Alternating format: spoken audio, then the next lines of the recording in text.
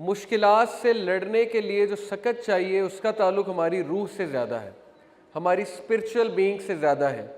क्योंकि डिप्रेस होना, डाउन होना, डिमोटिवेट होना, ये असल में रूह की बीमारियां हैं। ऑल्दो ये साइकोलॉजिकल भी हैं, साइकोलॉजिकल का इनकार नहीं है, लेकिन इनका ताल्लुक रूह से भी बहुत गहरा है। रूह को मजबूत करने के लिए जो कॉन्सेप्ट है वो ये है कि कॉन्फिडेंस थ्रू सबमिशन। क्या मुराद है? जितना आप अल्लाह की इबादत में आगे निकलेंगे, जितना आप उस ग्लोरियस ऑलमाइटी लॉर्ड की इबादत करेंगे, यानी नवाफिल या फ़र्ज़ नमाज। मैं आपको एक छोटी सी टिप देता हूँ कि आप लोग मस्जिद में जो अफराद जाते हैं, और जाना चाहिए सबको, वो सिर्फ 2-3 मिनट के लिए अकेले बैठ जा करें, साइड पे जाके ज़िक्र किया करें और कुरान हाथ में पकड़ के कुरान की तिलावत किया करें। ख़ुद आजमाई हुई भी बात है, अल्हम्दुलिल्लाह आप भी आजमा के देखें। जब आप बहुत डाउन हो, सेल फ़ोन वगैरह सब साइड पे किया, मस्जिद गए, नमाज़ पढ़ी, उसके बाद बैठ गए साइड पे, क्योंकि मस्जिद की एक अपनी रूहानियत है और कुरान को हाथ में पकड़ के पढ़ने की एक अपनी रूहानियत है। मुसहफ़ को पकड़ के, एक होता है ना स्मार्टफोन पे पढ़ते हैं, वो भी ठीक है, लेकिन उसकी कैफियत और है, मुसहफ़ को हाथ में पकड़ के पढ़ने की कैफियत और है। इब्ने तैमिया रहीमहुल्लाह यहाँ तक कहते हैं कि कुरान के अल्फाज को देख कर ही स्ट्रेंथ मिलती है। कितनी बड़ी बात है, कुरान के अल्फाज को देख कर ही स्ट्रेंथ मिलती है, तो पढ़ने से फिर क्या होगा ये आप सोच सकते हैं। सहाबा जब भी दुख में होते थे, गम में होते थे, उन्हें कुछ नहीं सूझता था, वो एक ही थेरेपी लगाते थे, कुरान पढ़ना शुरू कर देते। जहाँ से भी बस रैंडमली खोला, कुरान पढ़ना शुरू कर दिया। This is your best therapy of गम, of whatever you are going through इंशाल्लाह। इससे क्या होगा, आपकी रूह मजबूत होगी। मैं हमेशा एक ग्राफ से समझाता हूँ, अभी वो ग्राफ मेरे पास नहीं, वो ग्राफ ये है, जितना आप अल्लाह की सबमिशन में, इबादत में बढ़ेंगे, उतना आपकी पर्सनैलिटी स्ट्रांग होती जाएगी। जितना आप गुनाहों की तरफ जाएंगे, आपकी कॉन्फिडेंस, आपकी सेल्फ एस्टीम कम होती जाएगी। गुनाहों से याद रखें, सेल्फ एस्टीम शैटर होती है, गुनाहों से कॉन्फिडेंस शैटर होता है, गुनाहों से बॉडी लैंग्वेज ख़राब होती है। कैसे? जैसे सुपरमैन जो है, इसकी वीकनेस क्या थी? क्रिप्टॉन, ओके, जो कि एक आपको पता है रेडियो एक्टिव सब्सटेंस है। वो उसके आगे बेबस हो जाता था, हालांकि है वो सुपरमैन। तो मोमिन और मुस्लिम, वो सुपरमैन है लेकिन उसकी वीकनेस गुनाह है। गुनाह आप जब भी करेंगे वो क्रिप्टॉन की तरह आपको वीक करेगा। इसलिए पूरी कोशिश करके गुनाह को अपनी रूटीन से ख़त्म करें, गुनाहों को कम करें, बहुत स्लोली एंड स्टेडीली। जो भी आपने करना है, आपने गुनाहों को एलिमिनेट करना है अपनी रूटीन से, क्योंकि गुनाह का ठीक है, अल्लाह तो नाराज़ होंगे, वो तो अल्लाह और आपका मामला है, लेकिन आपकी पर्सनैलिटी डैमेज होगी, आपकी सेल्फ एस्टीम लो होगी, आपका कॉन्फिडेंस शैटर होगा। इसलिए मोमिन का कॉन्फिडेंस नेकी में है। जो बंदा जितनी नेकी करेगा, उसका नफ्सुल लव्वामा, नफ्सुल मुतमइन्ना मजबूत होगा। मलामत करने वाला नफ्स और गिव करने वाला नफ्स, ओके, तो वो बंदा खुद ब खुद खुश रहेगा, मुतमइन रहेगा। नफ्सुल मुतमइन्ना का जिक्र अल्लाह ने किया ना, इसलिए टेक दिस कॉन्सेप्ट। और एक और कॉन्सेप्ट जो मैं आपको देना चाहूँगा, बहुत साइंटिफिकली वेल प्रूवन कॉन्सेप्ट है। What's the last activity you do before you sleep? देखें, रात को जो आप एक्टिविटी करेंगे ना, वो आपकी पर्सनैलिटी को बहुत अफेक्ट करेगी। इसीलिए अल्लाह के नबी सल्लल्लाहु अलैहि वसल्लम की रूटीन से साबित है, और रात को वज़ू करके सोते थे, जिसके इतने बेनिफिट्स हैं, मैं इस पर पूरा लेक्चर दे सकता हूँ। और वो रात को सूरह मुल्क की और सूरह सजदा की तिलावत करके सोते थे, और उनके अज़कार भी हैं जो हिस्नुल मुस्लिम में है अज़कार। लेकिन खुदा न हस्ता रात को एक्टिविटी गलत है, रात को कोई ऐसी एक्टिविटी है जो गुनाह पे मुलव्विस है, या फजूल एक्टिविटी जो है वो है। कुछ लोग, जैसे एक और मेरी वर्कशॉप है एंटीडोट, उसमें मैंने स्मार्टफोन एडिक्शन के बारे में बात की है। तो आपको पता है कि एक सर्वे के मुताबिक MIT ने एक सर्वे किया अपने स्टूडेंट्स से, MIT के स्टूडेंट्स की मैं बात कर रहा हूँ। तो मेजॉरिटी जो लोग थे, आई थिंक 60% लोग, वो स्मार्टफोन रात को 1 घंटा पहले सोने से स्मार्टफोन यूज़ करते हैं, और उसके बहुत से नुकसानात हो सकते हैं उनकी ब्रेन एक्टिविटी पे, उनकी स्लीप पे, ठीक है, उनको नाइटमेयर्स आ सकते हैं, उनकी स्लीप डिस्टर्ब हो सकती है, उन्हें बार बार जाग आ सकती है, स्पेशली अगर वो स्मार्टफोन बिल्कुल साथ रख के सोए हुए। ये चीज़ें अफेक्ट करती हैं हमारी एनर्जीज़ को, बहुत कुछ होता है। इसलिए the last activity should be the best one. आपकी लास्ट एक्टिविटी जितनी अच्छी होगी, आप उतना फ्रेश उठेंगे। मिसाल के तौर पे, अगर आपकी लास्ट एक्टिविटी ये थी कि आपने अपने बच्चों को गले लगाया, छोटे बच्चों को प्यार किया, उनके साथ खेले, तो इससे ज़बरदस्त एक्टिविटी कोई नहीं। या आपने रात को वज़ू करके सोए, ग्रेट। आप रात को सूरह मुल्क पढ़ के सोए, सूरह सजदा पढ़ के सोए, ग्रेट। या वैसे ही कुरान को देख के सोए, कुरान को पढ़ के सोए, या कोई प्रोडक्टिव वीडियो पढ़ के सोए, या कोई अच्छा नॉवल पढ़ के सोए, अच्छी किताब पढ़ के सोए, so on and so fourth. लेकिन प्लीज़ रात के टाइम पे गुनाहों को एलिमिनेट करें, क्योंकि वो आपको शटर कर देंगे, वो आपको डिस्टर्ब कर देंगे। और बहुत सी यूथ, मुझे पता है कि बहुत सफरिंग की लाइफ गुजार रहे हैं, यानी रात को उन्हें नींद नहीं आती, वो एडिक्ट हो चुके हैं बहुत सी चीज़ों के, उनको सोने में बहुत मुश्किल होती है वगैरह वगैरह। तो actually they are not controlling cell phones are controlling them. Cell phones terminator बने हुए, उन्हें टर्मिनेट कर रहे हैं, आहिस्ता आहिस्ता उनको इंसानियत से निकाल के मशीन बनाते जा रहे हैं। तो ये दो कॉन्सेप्ट्स आप पकड़ लें। नंबर 1, गुनाहों को निकाल दें, सबमिशन को लाएं अपनी लाइफ में, आप सुपरमैन बन जाएंगे, आप में इतनी स्ट्रेंथ आ जाएगी हर चीज़ से मुकाबला करने की। लेकिन गुनाह आपको कमज़ोर करेंगे, क्योंकि मोमिन को अल्लाह ने बनाया ऐसा है कि वो गुनाह नहीं कर सकता, करेगा तो उसको नुकसान होगा, उसके सेल्फ एस्टीम शैटर होगी वगैरह वगैरह।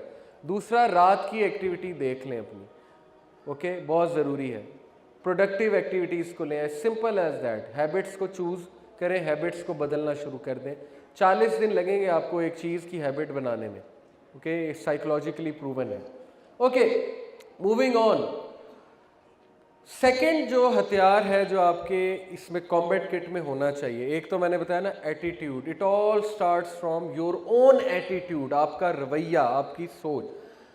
दूसरा है माइंडसेट। आपका माइंडसेट क्या है, आपने अपने माइंडसेट को डेवलप कैसे किया, और इसमें बहुत सी बुनियादी चीज़ें हैं जिनमें से 2 मैं आपसे डिस्कस करूंगा। एक होता है ग्रोथ माइंडसेट, एक होता है फिक्स्ड माइंडसेट। ग्रोथ माइंडसेट क्या सोचता है हमेशा? ग्रोथ माइंडसेट फेलियर्स को एज ए स्टेयरवे लेता है टुवर्ड्स सक्सेस, और फेलियर माइंडसेट फेलियर्स को फेलियर्स लेता है, उसका कॉन्फिडेंस शैटर होता है फेलियर से। मैं आपको आपके लेवल की मिसाल देके समझाता हूँ। कुछ स्टूडेंट्स ऐसे होते हैं कि वो बुली होते हैं कहीं पे, तो वो फिर बुली ही होते हैं सारी उम्र, वो हमेशा उसको एज ए फेलियर लेते हैं, वो उससे कुछ सीखते नहीं है, कुछ आगे स्टेप फॉरवर्ड नहीं करते। कुछ स्टूडेंट ऐसे होते हैं जो बुली होते हैं, तो वो खड़े होते हैं और फिर वो खड़े होकर दूसरों को वार्न करते हैं अगेंस्ट बुलिंग। जैसे कि कोई लड़का बुली हो रहा है तो वो कैंपेन चलाना शुरू कर देगा, अगर वो ग्रोथ माइंडसेट वाला है, वो पूरे स्कूल में कैंपेन रन करेगा एंटी बुलिंग। वो स्पीकर्स को बुलाएगा, लोगों को बुलाएगा, पोस्टर्स लगाएगा, ताकि जिस तरह उसने सफ़र किया उस तरह कोई और सफ़र ना करे। तो ग्रोथ माइंडसेट वाले जो लोग होते हैं वो अपनी सफरिंग को अपनी प्रोडक्टिविटी में चेंज करते हैं। ये है ग्रोथ माइंडसेट, क्योंकि सफ़र तो होना है, सफरिंग हर एक की लाइफ में कुछ ना कुछ है, लेकिन अच्छा जहन वो है जो सफरिंग को कन्वर्ट कर दे परफॉर्मेंस में, वो उससे सीख के आगे बढ़ जाए, दूसरों को बताने लग जाए, दूसरों को वार्न करने लग जाए। ये है असल में ग्रोथ माइंडसेट। तो माइंडसेट में एक मैं आपको फलसफा बताता हूँ, बड़ा ज़बरदस्त, इसको कहते हैं जार फिलॉसफी, जैम की जार की फिलॉसफी है। ये क्या है फिलॉसफी? जॉन मैक्सवेल ने अपनी one of the rules of leadership में लिखा है कि माइंडसेट इस जार के ढकने की तरह और इस जार की तरह है। जैसे जैसे इंसान की मैच्योरिटी होती जाती है उसके माइंड की, वो मैच्योर होता जाता है, सीखता जाता है, उसका विजन बढ़ता जाता है, उसकी सोच बढ़ती जाती है, वो हालात को सही से इंटरप्रेट करना शुरू कर देता है, वो बड़ा सोचना शुरू कर देता है वगैरह वगैरह। वैसे वैसे इस जार का कद बढ़ता जाता है, इसका साइज़ बढ़ता जाता है, और जैसे जैसे जार का साइज़ बढ़ेगा तो आप खड़े होना शुरू हो जाएंगे, लेकिन जितना जार का साइज़ छोटा होगा आपको दब के बैठना पड़ेगा। तो सोच, it all begins from your thinking, from your mindset, कि आपकी सोच क्या है। और सोच के हवाले से मैं 2-3 चीज़ें आपको बताता हूँ। पहली तो बात यह है कि अच्छा, सोच के हवाले से एक एनिमेशन भी मैंने आपको दिखानी थी। This is an animation of the brain, और ये वहाँ से आपको प्ले करनी पड़ेगी। आपको ये पता होना चाहिए कि आपके ब्रेन में नर्व सेल्स होते हैं जिनको हम कहते हैं न्यूरॉन्स। ये न्यूरॉन्स, मिलियन और बिलियन ऑफ न्यूरॉन्स कनेक्शन बनाते हैं आपस में। जब एक थॉट उजागर होता है ना ब्रेन में, उस थॉट के पाथवेज बनना शुरू हो जाते हैं। ये मैं आपको साइंस ऑफ एडिक्शन भी समझाता हूँ। लोग क्यों एडिक्ट होते हैं, एक चीज़ के हाथों क्यों मजबूर हो जाते हैं? वो छोड़ना भी चाहते हैं, वो छोड़ नहीं सकते, वो रोज़ाना एफर्ट करते हैं, वो बार बार स्लिप हो जाते हैं, क्योंकि उस चीज़ से मुंसलिक उनका पाथवे, न्यूरॉन्स का पाथवे इतना स्ट्रॉन्ग बन चुका होता है कि मजबूरन उन्हें वहाँ जाना पड़ता है। मिसाल के तौर पे अगर मैंने यहाँ से लेकर वो गेट तक जाना है, वो हॉल के गेट तक जाना है, और आप लोग दरमियान में बैठे हुए हैं, तो मेरे लिए जाना मुश्किल है, मुझे यूँ करके जाना पड़ेगा। लेकिन अगर आप में से कोई नहीं बैठा हुआ, पाथवे आसान है, मैं फ़ौरन चला जाऊँगा। तो न्यूरॉन्स के कनेक्शन कैसे बनते हैं? जब आप उस थॉट को एंटरटेन करते हैं, बार बार रिपीट करते हैं, रीइंफोर्स करते हैं, वो रास्ते बना लेते हैं। जब वो रास्ते बनाते हैं, इलेक्ट्रिकल सिग्नल ट्रैवल करता है, और वो इलेक्ट्रिकल सिग्नल्स आपके मसल्स को प्रॉपर मैसेज भेजता है कि ये करो। इसलिए अपने किसी भी चीज़ को सेटल ना होने दें। कॉन्सेप्ट क्या लेना है? कॉन्सेप्ट ये लेना है कि अल्लाह के नबी सल्लल्लाहु अलैहि वसल्लम ने फरमाया, follow a bad deed by a good deed. कभी भी गुनाह करके उसको सेटल नहीं होने देना, हिम्मत नहीं हारनी, चाहे वो जितना मर्जी बड़ा गुनाह है, आपने फ़ौरन तौबा करनी है। अल्लाह के नबी सल्लल्लाहु अलैहि वसल्लम ने फरमाया 6 घंटे होते हैं, आपको पता है हदीस के मुताबिक प्रूवन है, इससे पहले कि अल्लाह उसको गुनाह लिखें फरिश्ते, 6 घंटे हैं आपके पास तौबा करने के लिए, बाद में वो लिखा जाएगा। Can you believe it? Allah ने आपको इतनी लीवरेज दी है कि तौबा कर लो। इसलिए रात सोने से पहले हर चीज़ की तौबा करके सोया करें। ये ज़बरदस्त कॉन्सेप्ट है, इससे आपके न्यूरॉन के कनेक्शंस टूटेंगे। लेकिन अगर आपने उसको सेटल होने दिया, उसको बनाते रहे, उसको सोचते रहे, उस पर कैपिटलाइज करते रहे, उसको रूटीन बना लिया, तो इतने ज़बरदस्त स्ट्रॉन्ग कनेक्शंस बन जाएंगे न्यूरॉन के कि आपको वो चीज़ छोड़ना नामुमकिन हो जाएगी। इसलिए follow a bad deed by a good one. ठीक है, गुनाह करके रिग्रेट होता है, लेकिन ज़रूरत से ज़्यादा रिग्रेट नहीं, ज़रूरत से ज़्यादा मत कोसें अपने आप को। ये शैतान की गेम है, क्योंकि आप कोस कोस के हिम्मत ही हार देंगे। और इब्न अल कय्यम ने कहा, डरो उस कंडीशन से जब गुनाह रूटीन बन जाए। जब आप गुनाह को गुनाह ना समझें और वो रूटीन बन जाए, तो उस कंडीशन से डरो, क्योंकि वो एंड कंडीशन है। उसके बाद हिदायत नहीं आएगी, उसके बाद हिदायत के दरवाजे बंद हो जाएंगे। इसलिए अगर आप किसी चीज़ के खुदा ना खास्ता एडिक्ट हो चुके हैं, उस हैबिट को ब्रेक करें, आप उसके न्यूरॉन्स के कनेक्शंस को तोड़ें, वीक करें उसके न्यूरॉन के कनेक्शंस को। वो वीक ऐसे ही होंगे कि उसको रिप्लेस करना पड़ेगा, इसके लिए पेन लेनी पड़ेगी। लेकिन क्या करें, और कोई तरीका है नहीं, पेन तो लेनी पड़ेगी आपको।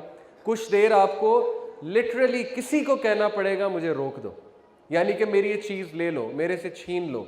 लिटरली आपको ये करना पड़ेगा, किसी की हेल्प लेनी पड़ेगी। आहिस्ता आहिस्ता आपकी आदत बनती जाएगी।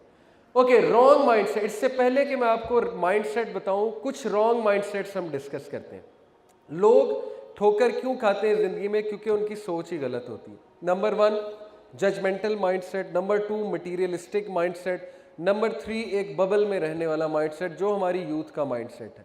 समहाउ एक बबल बनाया हुआ है और उसमें रह रहे हैं, उस फैंटेसी के वर्ल्ड में रह रहे हैं, और इस वर्ल्ड में उन्हें धकेलने के लिए बहुत बहुत शुक्रिया है हॉलीवुड का और बॉलीवुड का, जिसने उनको ये उम्मीद दिलाई हुई है कि खा ले पी ले जी ले, ये ज़िंदगी का नाम है, और ज़िंदगी में मन की मान, जो तेरा मन करता है वो कर, और ग्लैमर और फैशन और ये बस ज़िंदगी है, बाकी क़यामत आएगी नहीं आएगी ये किसने देखा है। अपनी बॉडी पे तवज्जो दे, अपने आप को हैंडसम बना, खूबसूरत बना, एक बबल क्रिएट कर दिया ना फैंटेसी का।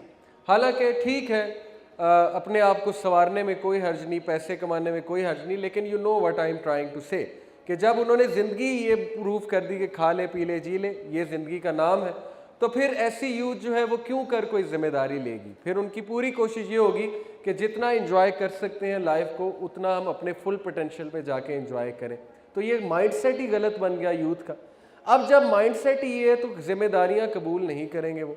जब जिम्मेदारियां आएंगी वो उससे भागेंगे, जब भी मेहनत आएगी वो उससे भागेंगे, जब भी कोई ऐसी चीज़ आएगी जो उनके इस माइंडसेट को चैलेंज करेगी वो उससे भागेंगे।